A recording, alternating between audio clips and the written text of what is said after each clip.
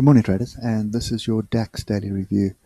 So yesterday we ended up with an inside bar, so sort of a gap up, and we've basically closed inside this red bar. Now this in itself is a bullish pattern. Okay, the concern I've got though is we haven't really tagged a level. So let me just put this in there. Let's see what we got. Okay, we did tag the top one. So this swing low here is what we've tagged. We missed the swing high, and we missed the swing high.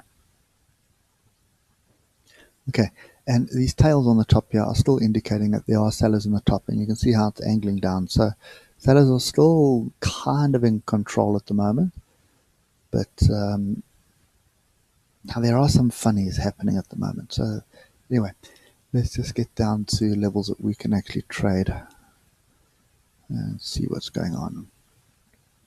Okay, so looking at the 4 hour, you can see these tails. There are still sellers in the top. So we closed on the alligator. We're back inside the alligator. Alligator is going to sleep. You can see the awesome oscillator has gone flat. Momentum has dried up. And that's pretty much the story at the moment.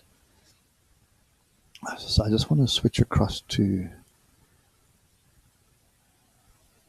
my stochastics. So I've got two stochastics on this chart, which a slow and a fast moving one, and what I'm looking for is either this kind of pattern where they're far apart and then they cross over like they're doing now, or when they group to the top like this. So group to the top, it indicates move down. They group to the bottom, it indicates a move to the upside, specifically on the 4 hour. So yeah, nothing really that stands out there. Anyway, let's get back to the biddy.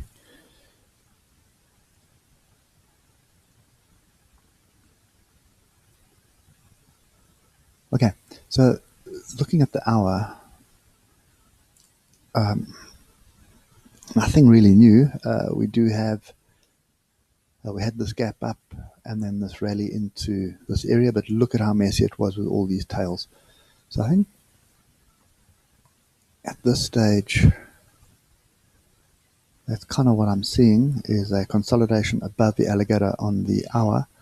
Sorry, we're on the hour. So that could really be a consolidation pattern for a second move, and the second move would be this here. Okay, so from the breakout, so that's kind of the one area which would challenge the highs again. And the other thing could be that we're rejecting 61.8 Fibonacci, and that's consolidation for a move to the downside, which would basically be that.